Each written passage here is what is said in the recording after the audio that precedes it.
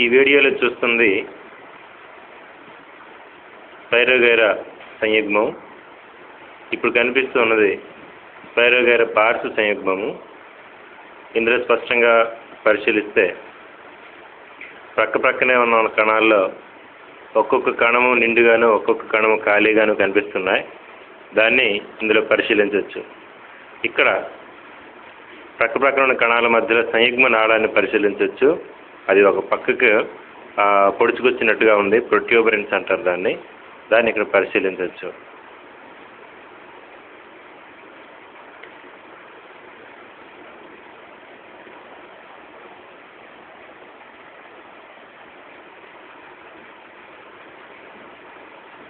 ఇది పైరోగైరా నిస్త్రీణ రూపక సంయుగ్మం. దీనిలో చూస్తే ఒక తంతువులో ఉండే కణాలన్నీ నిండుగా ఉంటాయి. రెండో తంతువులో ఉన్న కణాలన్నీ ఖాళీగా ఉంటాయి.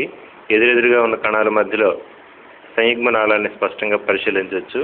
అంటే ఒక తంతువులో ఉన్న కణాల్లో ఉన్న సంయోగ బీజాలన్నీ సంయుగ్మ నాళం ద్వారా పక్కనున్న తంతువులోని కణాలకి ఎదురుగా ఉన్న కణం లోపలికి వెళ్ళినట్టుగా దీనికి అర్థం.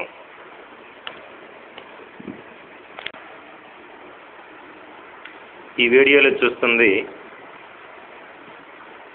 పైరోగైరా సంయుగ్మం.